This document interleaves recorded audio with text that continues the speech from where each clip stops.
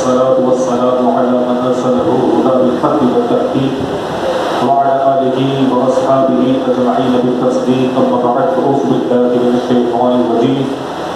بسم الله الرحمن الرحيم. ويطعمون الطعام على حبه مسكينا ويتيما. صدق الله وصدق رسوله النبي الأمين الكريم. ونحن على ذلك لمن الشاهدين والشاكرين والحمد لله رب العالمين. اللہ تبارک و تعالیٰ رب ذوالجلال خالق کائنات کی بارگاہ میں دعا ہے کہ اللہ تبارک و تعالیٰ مجھے حق بات کہنے، آپ کو حق بات سننے اور ہم سب کو ہمیشہ حق باتوں ہی پر عمل کرنے کی توفیق عطا فرمائے. اور جو کچھ بھی مختصر حاضری میں بیان ہو، اللہ تبارک و تعالیٰ اس پر مجھے اور آپ کو ہم سب کو عمل کی سعادتیں و برکتیں بھی نصیب فرمائے. آج کا دن بڑی عظمت اور برکت والا دن ہے. برائے کائنات، شیر خدا، مرحم کشا، فاتح خیبر، جان پیغمبر، زوج سیدہ فاطمہ، بابائے حسن مجتبی، وہ شہید کربلا، ولایت کے تاجدار، لا بطا الا علی، لا سیف الا ذوالفقار کی شان رکھنے والے تاجدار، برائے کائنات علی المرتضیٰ کرم اللہ تعالیٰ وجہہ الکریم کا وہ اعزازی دن ہے کہ جس دن مقام غدیر خون کے موقع پر مصطفیٰ جان رحمت صلی اللہ تبارک و تعالیٰ علیہ وآلہ وسلم نے اپنے دست رحمت سے علی مرتضیٰ کے دست رحمت کو پکڑ کر فضاؤں میں بلند کیا اور فضاؤں کو بھی اس بات کا گواہ بنایا صحابہ کے مجمع میں، اور یہ اعلان فرمایا کہ من کنت مولا فہذا علی المولا، کہ جس کا میں محبوب ہوں علی بھی اس کے محبوب ہے، جس کا میں ناصر ہوں مددگار ہوں علی بھی اس کے مددگار ہے.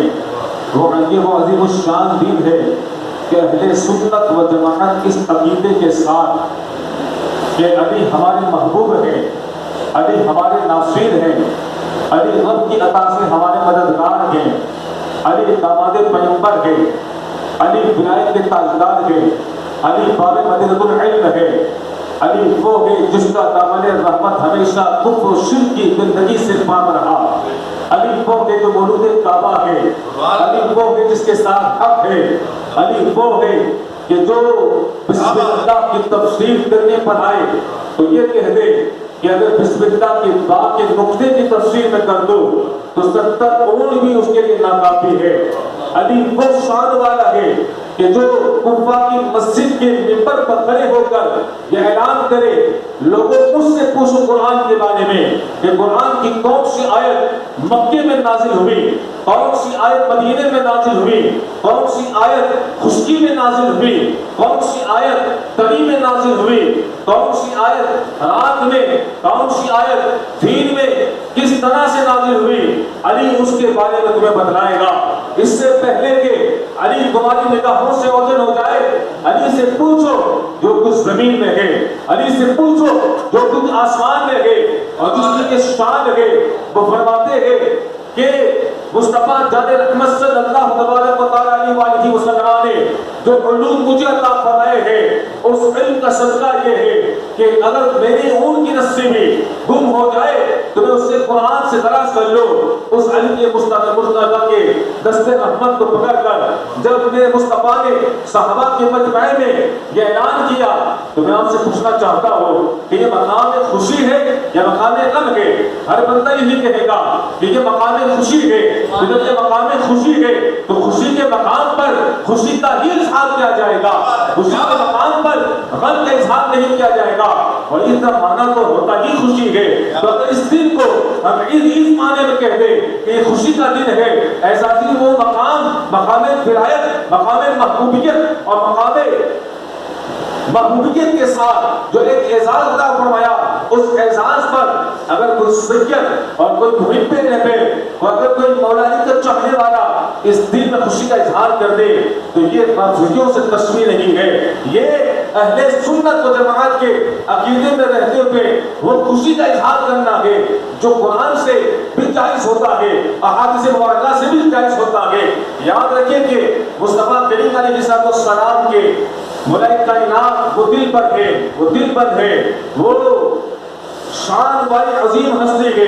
نبی کریم آقا علیہ السلام نے ارشاد فرمایا علی جو منی وانا من علی، یہ کوئی عام اعزاز نہیں ہے، علی مجھ سے ہے، میں علی سے ہوں۔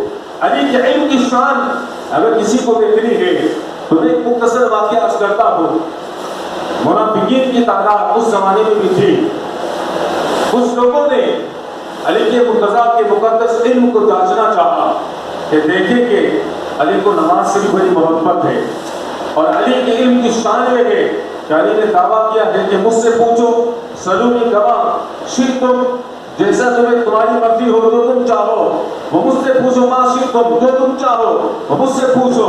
تو کہا ہم علی سے ایک ایسا سوال کریں گے کہ اگر وہ سوال کا جواب دیں گے تو جواب اتنا طویل ہوگا کہ ان کی فجر کی نماز قضا ہو جائے گی، یعنی جب وہ مسجد میں جا رہے ہوں گے تو مسجد میں جاتے جاتے ہم انہیں پکڑ لیں گے، پوچھیں گے علی ہمارا سوال یہ ہے، اس کا جواب دو۔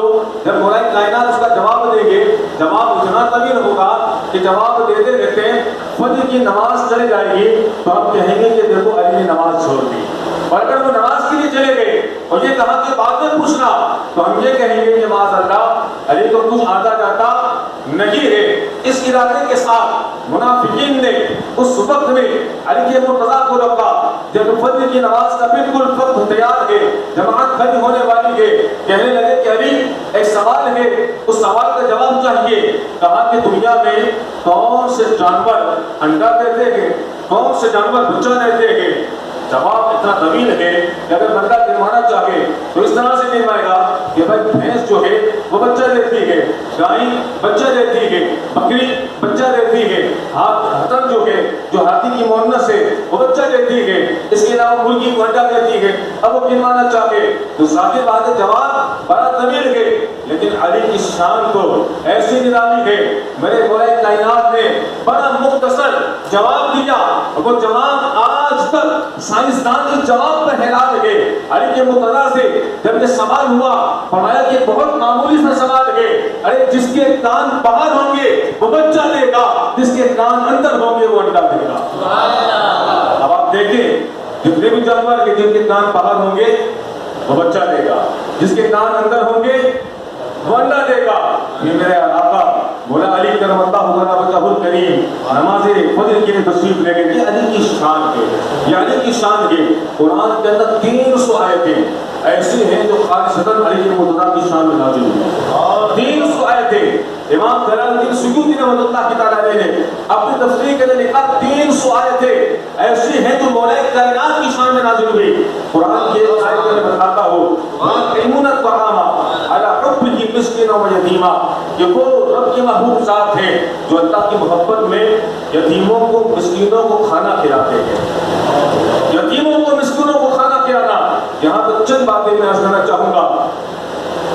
عطائے رسول حضور خواجہ غریب نواز رضی اللہ تبارک و تعالی عنہ جب ہندوستان تشریف لائے اور آپ نے اپنے کردار کی عظمت سے علی کے شہزادے نے 90 لاکھ ہندوؤں کو کلمہ فرمایا، تو آپ نے ایک بات ارشاد فرمائی کہ اگر کوئی یہ چاہتا ہے کہ وہ اللہ کے بھلے اللہ کا بلی بن جائے، اللہ کی بارگاہ کا مقرب بندہ بن جائے، تو اسے چاہیے کہ وہ اللہ کی مخلوق کو کھانا کھلائے۔ اللہ کی بارگاہ میں یہ عمل بڑا محبوب ہے۔ اگر کوئی ولی بننا چاہتا ہے تو اسے یہ چاہیے کہ وہ اللہ کی مخلوق کو کھانا کھلائے، اور جس کے کھانے کھلانے کی تعریف قرآن میں رب بیان کرے کہ وہ ایسا سخی ہے، وہ ایسا سخی ہے،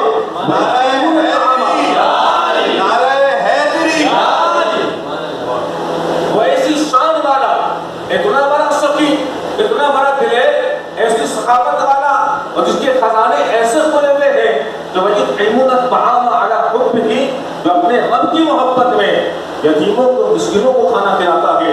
یعنی یہ مرتضیٰ وہ ہے۔ آپ نے ایک بات سنی ہوگی، قبر میں کتنے سوالات ہوں گے؟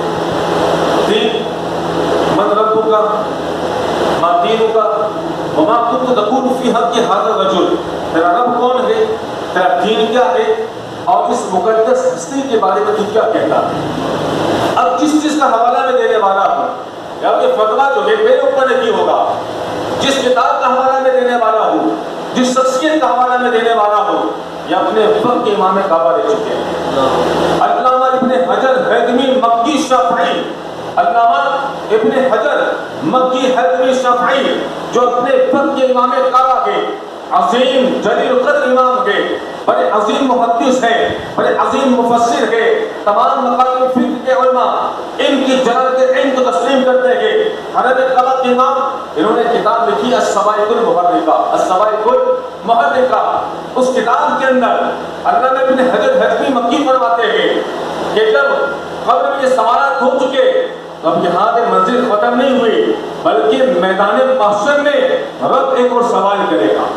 میدان محشر میں رب ایک اور سوال کرے گا، من رب کا ہو چکا، ما دین کا سوال ہو چکا، ما کنت تکون فی حق هذا الرجل سوال ہو چکا۔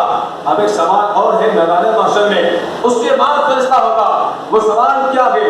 نعرہ تکبیر، نعرہ رسالت، علماء اہل سنت۔ اب میدان محشر سجا ہوا ہے، علی کے چہرے والے بھی ہیں، علی سے بغض رکھنے والے بھی ہیں۔ تین سوالات ہو چکے، اب یہ جو حوالہ میں دے رہا ہو، اب اس کے اوپر جو فتویٰ لگے گا وہ مجھ پہ لگے، کسی کو لگانا ہو تو ابن حجر مکی ہیثمی شافعی پہ لگائے اور ان سے پوچھے، مجھ سے پوچھنے کی ضرورت بھی نہیں۔ فرماتے ہیں کہ میدان محشر میں ایک سوال اور ہوگا، وہ سوال کیا ہوگا؟ علی کے بارے میں تو کیا کہتا تھا؟ علی کے بارے میں تیرا کیا عقیدہ تھا؟ علی کے بارے میں تو کیا کہتا تھا؟ اگر اس نے جواب دیا کہ محب علی ہو، فرمایا کہ جنتی ہے۔ اگر کہا کہ تجھ سے علی دل لگے، فرمایا کہ ہمیشہ کے لیے جہنمی ہے۔ اب اس سوال کے بارے میں آپ کیا کہتے ہیں؟ نعرہ تکبیر، نعرہ رسالت، نعرہ حیدری، فیضان تاج الاولیاء۔ اور قرآن مجید فرقان حمید میں وہ مشہور مقدس سورہ جسے سورہ رحمان کہا جاتا ہے، جو قرآن کی دلہن ہے، قرآن کی دلہن ہے۔ الرحمن علم القرآن خلق الانسان، اس کی تفسیر میں مرج البحرین یلتقیان، جو میں نے پچھلے دن عرض کیا تھا، بینہما برزخ لا یبغیان فبأی آلاء ربکما تکذبان یخرج منہما اللؤلؤ والمرجان فبأی آلاء ربکما تکذبان۔ فرمایا کہ جو دو سمندر ہیں اور دو سمندر کے ملنے کا ذکر ہے جو مرج البحرین ہے، فرمایا کہ ایک سمندر جو ہے وہ ذات فاطمہ ہے، ایک سمندر ذات علی ہے۔ تو ہم نے ذات علی اور فاطمہ کے ملاپ سے ایسے موتی نکالے جس میں حسن ہے، جس میں حسین ہے۔ ہم نے تمہیں حسن بھی دیے، حسین بھی دیا، ذات فاطمہ کے عطا کی، اور علی کی مطلع جیسا ولایت کا تاجدار عطا کر دیا۔ اور یہ جنات و انسانوں، اب بتاؤ کہ تم اپنے رب کی کون سی نعمتوں کو جھٹلاؤ؟ علی کی مطلع کی ذات رب کی عظیم نعمت ہے، اور یہ میں نہیں کہہ رہا، یہ امام جلال الدین سیوطی نے اپنی تفسیر میں لکھا ہے۔ ہم وہ بات کریں گے جو محب اہل بیت ائمہ مجتہدین نے اپنی تفاسیر میں، اپنی کتابوں میں لکھا کہ علی کی محبت جو کہ ایمان کی نشانی ہے۔ صحابہ کے زمانے میں منافقین کو پہچاننے کا طریقہ کیا تھا؟ منافقین کو پہچاننے کا طریقہ کیا تھا؟ مجمع صحابہ لگا ہوتا اور ذکر علی ہوتا، صحابہ کہتے یا علی، چہرے پر اگر خوشی کے آثار ظاہر ہو جاتے سمجھ جانا کہ بس وہ مسلمان ہے، اور چہرے پر اگر ناگواری کے آثار نمودار ہو جائے سمجھ جاؤ کہ پکا منافق ہے۔ علی ایک تھرمامیٹر کی طرح ہے، علی ایک ایسی عبقری ہمہ جہت شخصیت کا نام ہے کہ جو نام علی بھی ہے، نام خدا بھی ہے۔ علی کا نام لینا رب کا نام لینا ہے۔ النظر الى وجہ علی عبادت، علی کے چہرے کی طرف دیکھنا عبادت، علی کا ذکر کرنا عبادت، علی کا خیال کرنا عبادت، علی کا تصور عبادت، علی کی حال کا تصور کرنا، ان کا ذکر کرنا، یہ عبادت۔ اب جناب والا تھوڑا اور آگے چلتے ہیں، علی ایسی ہستی ہے کہ سرکار دو عالم علیہ السلام فتح مکہ کے بعد اپنے دوست مبارکہ پر جس علی کو سوار فرمائے، شیخ عبدالحق محدث دہلوی نے مدارج النبوت کے اندر یہ واقعہ تحریر فرمایا میرے کریم آقا اسلام نے علی کے مقتدی سے خدا کرم اللہ تعالیٰ کریم سے فرمایا کہ علی ایسا کرو کہ تم جو ہے میرے دوست گھر پہ سوار ہو جاؤ اور کعبے کی چھت پہ جو بت لگے ہوئے انہیں توڑ دو. تو مولا کائنات نے ادب عرض کی یا رسول اللہ آپ ایسا کیجیے کہ آپ میرے کندھوں پہ سوار ہو جائیں اور آپ اپنے دست اور حمد سے بتوں کو توڑ دیں. تو میرے کریم آقا اسلام نے ارشاد فرمایا کہ علی تم بارے نبوت کو برداشت نہیں کر سکتا. علی تم بارے نبوت کو برداشت نہیں کر سکتا. اس سے نبوت موتی سے دل بھی لکھتے ہیں فرمائے کہ الحکم فوق الادب، حکم جو دیکھے تو ادب سے اوپر ہے. اب ماننا ہوگا، حکم کو نہ مانیں گے ادب کی خلاف ورزی ہوگی. علی کے مرتضیٰ وہاں پر تشریف لے گئے. چند لمحات کے بعد علی کے مرتضیٰ نے اپنے آپ کو وہاں سے اس شان سے اتارا. لوگ جو لوگ لفظ گرانا بولتے ہیں وہ گرے ہوئے لوگ ہیں. علی کے مرتضیٰ نے اپنی شان سے دو سے گھر سے اپنے آپ کو شان سے جسم مبارک کے ساتھ اتارا کہ آپ سیدھے زمین پر تشریف لے کر آئے اور زمین پر تشریف لے کر آ کر آپ مسکرانے لگے. حضرت محبوب سب جانتے ہیں لیکن میرے آقا اسلام نے ارشاد فرمایا کہ علی مسکرانے کی وجہ کیا ہے، تبسم کرنے کی وجہ کیا ہے. اب مولا کائنات عرض کرتے ہیں یا رسول اللہ صلی اللہ علیہ وسلم جب آپ دوست رحمت پر سوار ہوا تو مذاہب کو لوگ یہ محسوس کر رہے تھے کہ میں دوست مصطفیٰ پر ہوں اور خانہ کعبہ کے چھت کے بالمقابل ہوں. لیکن رب کعبہ کی قسم میں عرش کے اوپر کھڑا ہوا تھا اور پوری کائنات میرے سامنے تھی. میں جس چیز کو چاہتا پکڑ لیتا. میں نے خیال کیا کہ چلانے والے تو مصطفیٰ ہے. اب وہاں سے میں اپنے آپ کو زمین پر لے کر آتا ہوں تو بغیر کسی سہارا کے میں وہاں سے زمین پر آ گیا لیکن مجھے چوٹ نہیں آئی، کہیں زخم نہیں لگا. تو میرے مصطفیٰ نے فرمایا کہ اے علی تجھے چلانے والا نبیوں کا تاجدار تھا اور تجھے میرے کندھے سے اتارنے والا فرشتوں کا تاجدار ہے. امی نے تجھے اتارا ہے. اللہ اور دلہن جو ہوگی مصطفیٰ کی گھر کی اور اس سے جو راضی ہوں گے وہ اسلام کا ستون ہوں گے. تو یہ عظمتوں والا، رحمتوں والا، برکتوں والا، رفعتوں والا ولایت کا تاجدار علی کے مرتضیٰ جسے کہتے ہیں. ہر لفظ کا کوئی نہ کوئی محمد ہوتا ہے. لفظ موضوع ہو اس کا محمد ہوتا ہے. مثال کے طور پر پانی، اس کا معنی سمجھ میں آتا ہے تو کہتے ہیں موضوع. پانی کا الٹا ہو گیا پانی، پانی کا الٹا ہو گیا وانی، وانی کو کہیں گے محمد. لفظ دیوار ہے، لفظ موضوع ہے. دیوار محمد ہے، کوئی معنی سمجھ میں نہیں آتا. لفظ روٹی ہے، موضوع لفظ ہے، معنی سمجھ میں آ رہا ہے. لفظ روٹی معنی سمجھ میں نہیں آ رہا. موبائل سمجھ میں آتا ہے، موبائل معنی سمجھ میں نہیں آتا. لیکن علی کی ذات جو ہے، علی کا لفظ موضوع ہے. اگر اسے محمد بنانا بھی چاہو گے تو علی کا محمد بنے گا ولی. علی ولی یعنی علی تو ساتھ ہے کہ رب کعبہ اس نام کے اندر بتا رہا ہے کہ تم علی کے نام کو بھی کبھی نہیں بگاڑ سکتے. تو ذات علی پر تم کیسے کچھ بگاڑ سکتے؟ کیا کہہ رہے ہیں؟ ذات علی وہ ساتھ ہے. نعرہ رسالت، نعرہ حیدری، احسان تاج الاولیاء. اور ذات علی وہ صحابت کی ذات ہے. اللہ اکبر. یطعمون الطعام علی حبہ مسکینا و یتیما. ایک شخص مدینہ منورہ میں حاضر ہوا، بھوک کا مارا ہوا. وہ مسجد نبی کے قریب تک پہنچا تو کسی نے کہا کہ یہاں پر نماز رسول امام حسن مجتبیٰ رضی اللہ تبارک و تعالی عنہ کا دسترخوان لگتا ہے تو وہاں پر چلے جاؤ. آل رسول سے کوئی بھی بھوکا جو ہے وہ بھوکا ہو کر نہیں آتا، کوئی پیاسا جائے تو وہ سیڑھا ہو کر آتا ہے. تم اپنے مفلسی کے حال کے اندر وہاں پر جاؤ. اللہ تبارک و تعالیٰ تمہیں جو ہے آل رسول کے صدقے میں بہت کچھ عطا فرما دے گا.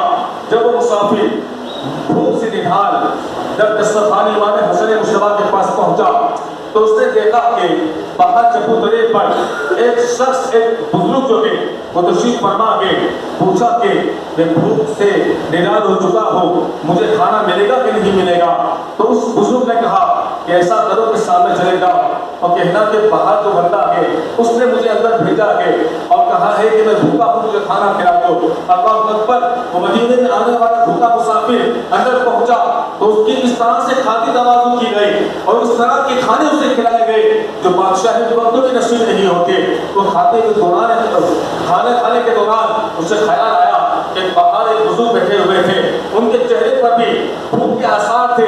تو وہ امام حسن مصطفیٰ سے کہنے لگا کہ حضور اگر آپ کرم فرمائیں تو باہر ایک شخص بیٹھا ہوا ہے، ایک بزرگ بیٹھے ہوئے ہیں، میں انہیں اپنے ساتھ شامل کروں کھانے کے لیے۔ فرمایا کہاں بیٹھے ہیں؟ کہاں چبوترے پر۔ کہا تو نے جانتا ہے؟ کہا نہیں جانتا۔ کہا کہ یہ دسترخوان اور اس کی نعمتیں جو ہے وہ اسی بزرگ کے صدقے میں ہے، میں حسن ہوں اور یہ میرے والد علی کے مقتضا ہے۔ اللہ اکبر، کہ بھوکا رہ کر دوسروں کو کھانا کھلانا یہ اہل بیت نبوت کی شان ہے۔ رہتا ہے لیکن مسکینوں کو کھانا کھلاتا ہے۔ اللہ اکبر، یہ خاندان اہل بیت نبوت ہے۔ سخاوت ان کے گھر سے ہے، امامت ان کے گھر سے ہے۔ علی سے تمنا ہرگز اپنا چاہیے، علی سے بچنا ہے تو پھر جہنم میں جائے۔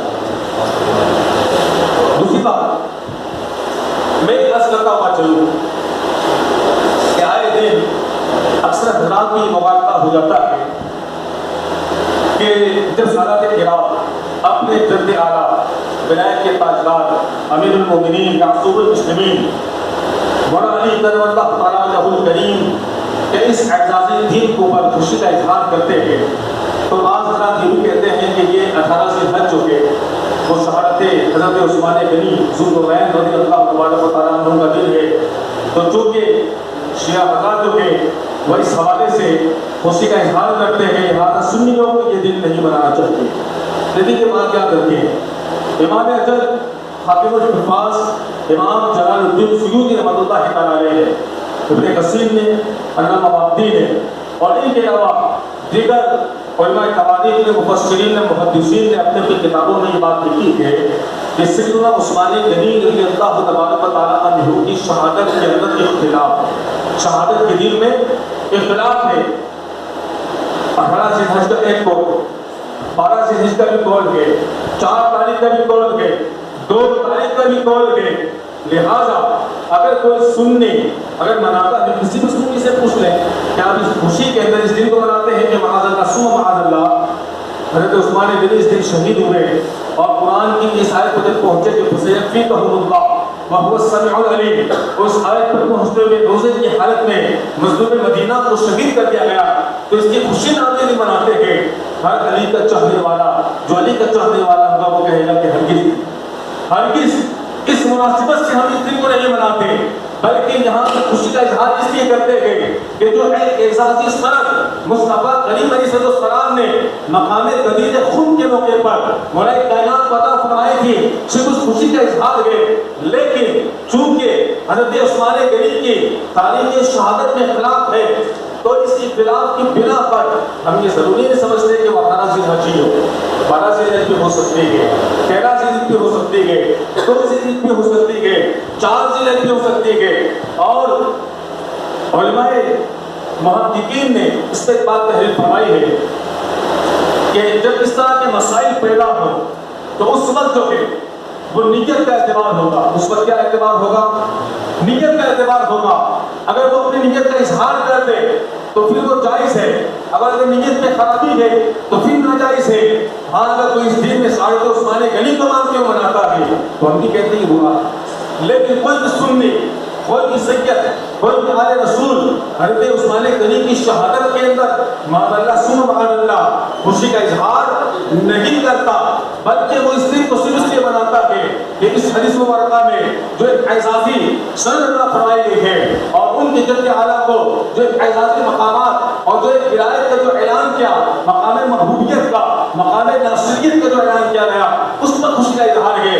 تو میرے خیال سے اور اس طرح سے عمل کرنا یہ صراحتاً بالکل جائز ہے، اس میں کسی بھی طرح کی کوئی قباحت بالکل بھی نہیں ہے۔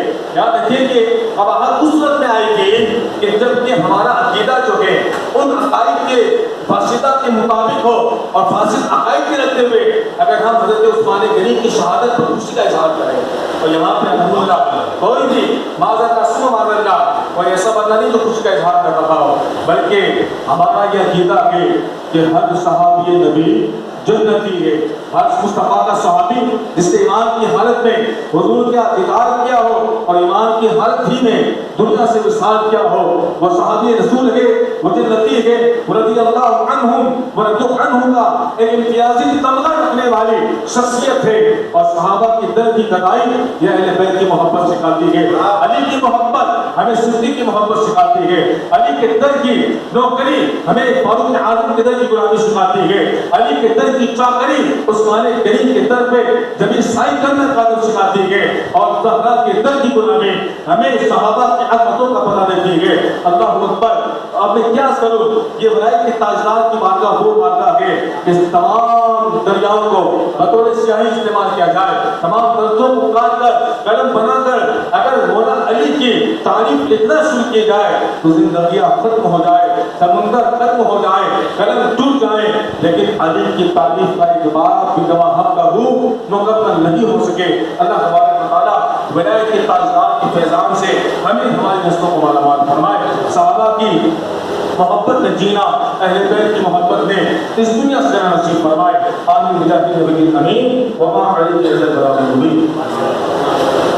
ویڈیو دیکھنے کا شکریہ۔ ہمارا چینل سبسکرائب کیجئے، لائک اور شیئر کریں اور گھنٹی کے بٹن کو دبانا نہ بھولیے۔ شکریہ۔